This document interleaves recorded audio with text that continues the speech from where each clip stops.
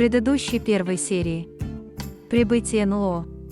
Солдаты, возвращаясь со службы в свои казармы, увидели неизвестный летающий объект, который стоял над ними.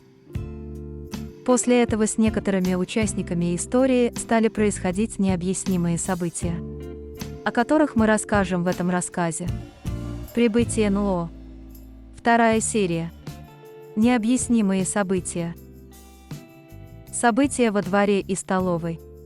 Между тем, предстоящие события только начинались.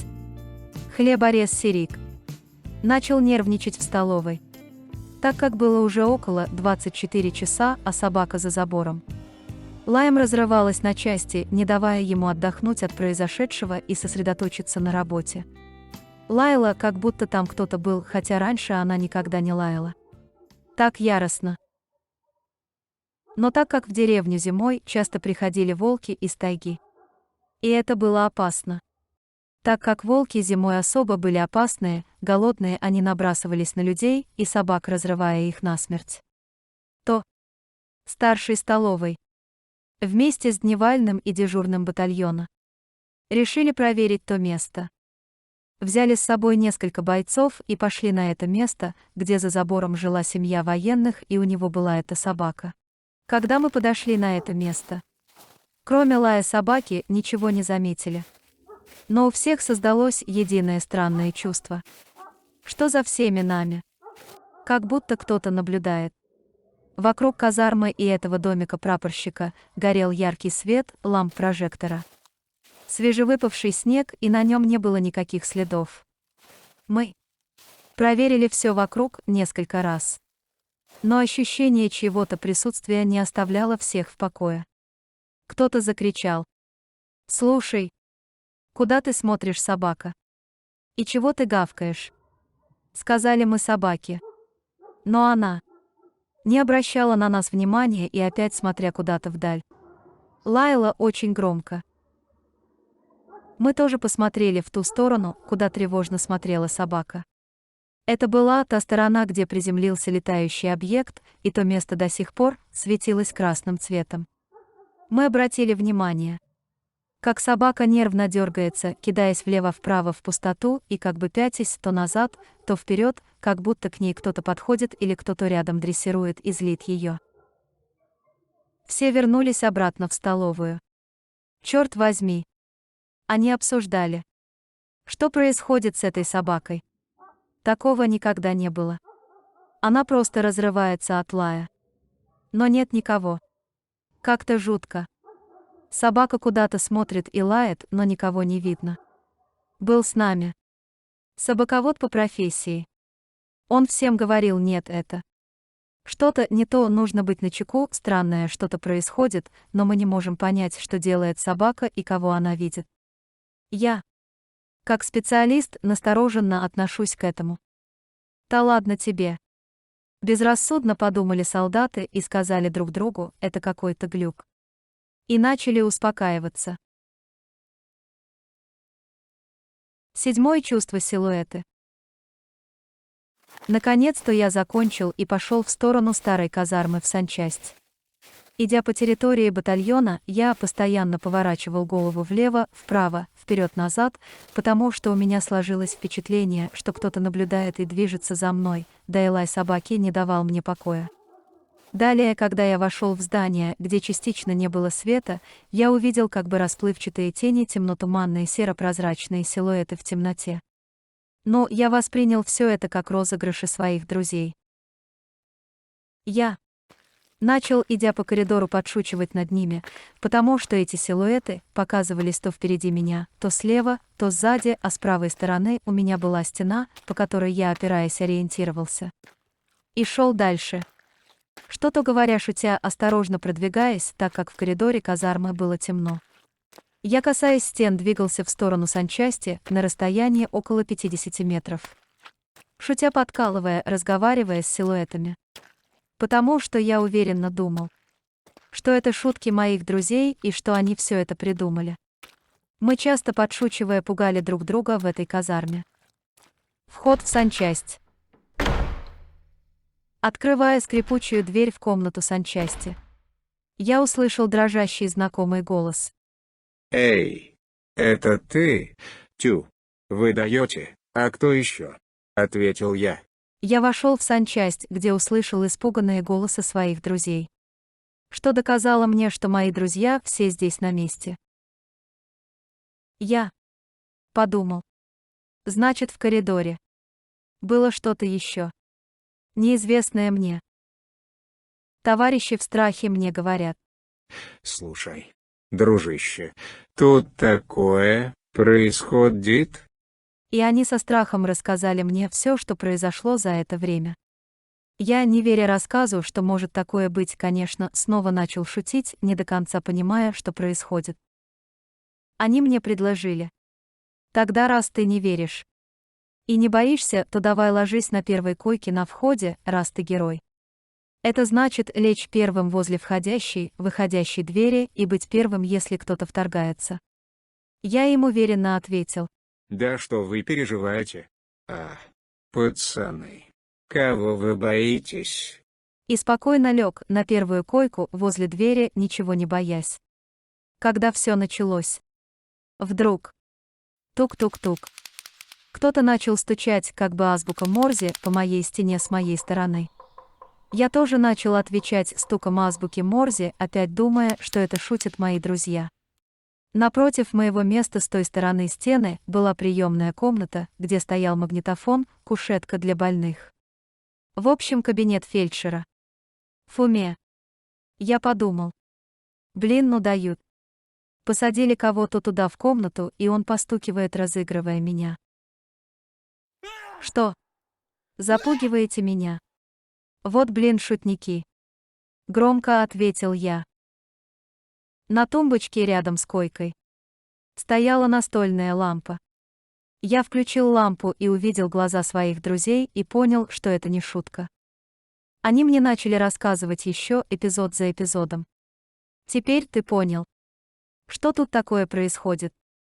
Слушай, мы уже боимся здесь оставаться.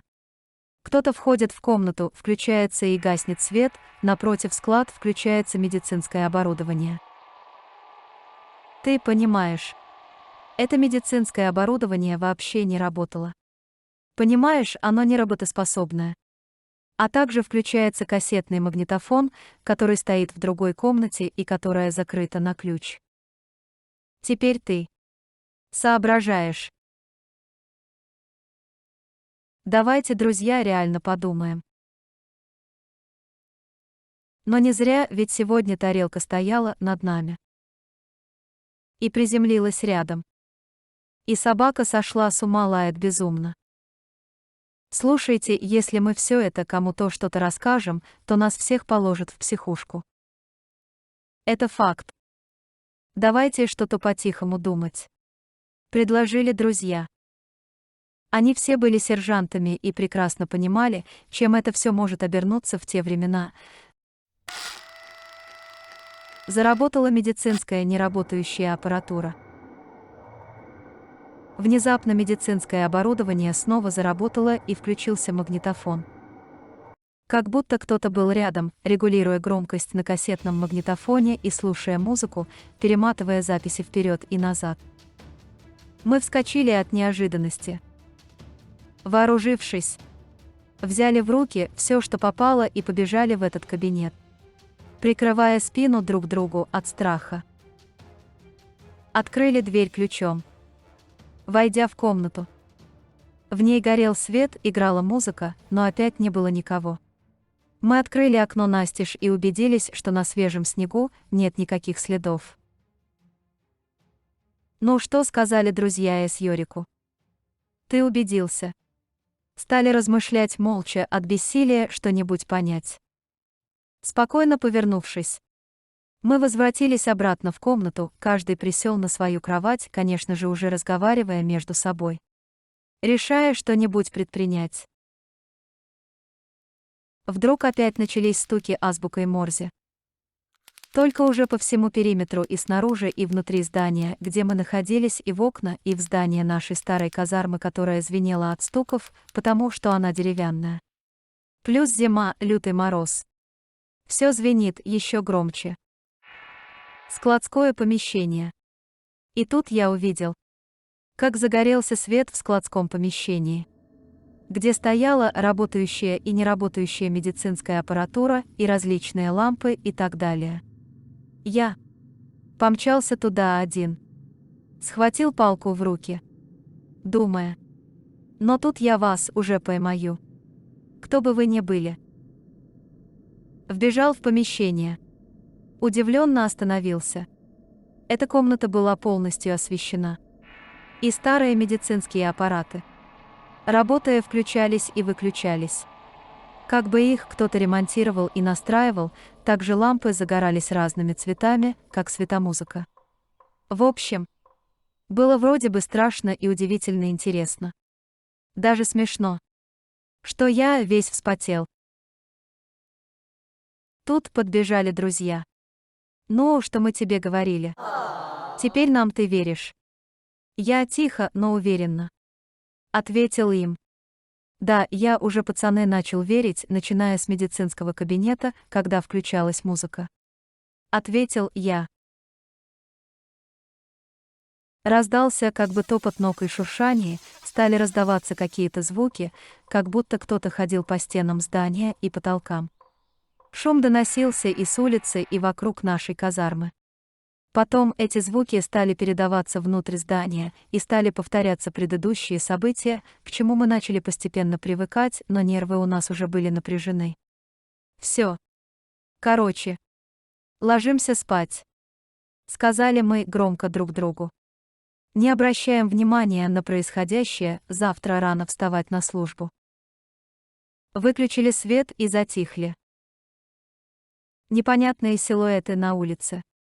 Прожектор, освещая, бил светом так сильно, что за окнами все видно было, хоть и была глубокая ночь. Особенно там, где стояли фонари, видно было, как танцует ветер и метель. Кто-то из нас. «Слушай, посмотри, кто-то там опять лезет. Посмотрите, какие-то силуэты видно в отражении на снегу. Слушайте. Да точно, точно. Действительно, несколько расплывчатых силуэтов. Кто-то как летает». Все вместе ответили мы. Отчетливо видно, как они передвигаются к зданию, к нашим окнам, как будто паря в воздухе, не касаясь земли. Они как будто подглядывают за нами, что мы будем делать дальше, испытывая нас. Тут отозвался Сирик. Да, я когда по двору батальона и шел к вам. У меня создавалось впечатление, что мне в спину кто-то смотрит. Я поворачивался, но никого не видел. И когда заходил в казарму, несколько силуэтов постоянно и шли за мной. Но я думал, что это вы шутите или что мне показалось. Слушай, ну ты отмороженный. И без страха. Все громко сказали Серику. Да, не такой я уже и без страха. Уже ссу, пацаны. Заикаясь, ответил я. Красава. Слушай, ну ты и тут можешь рассмешить. В течение нескольких часов происходили идентичные необъяснимые события, из-за которых мы не могли уснуть.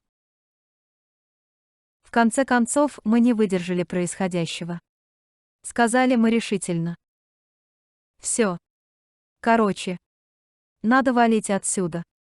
Иди знай, чем все это может закончиться для нас. Вскочили и быстро пошли в главную казарму, а точнее сказать, убежали от страха. Думая, что там, где находится много людей, все это прекратится. Ну что же, это был только первый день наших приключений, прибытия НЛО. Далее будет продолжение этой истории и того, как действовали участники в сложившейся необъяснимой ситуации, которая происходили в последующие дни.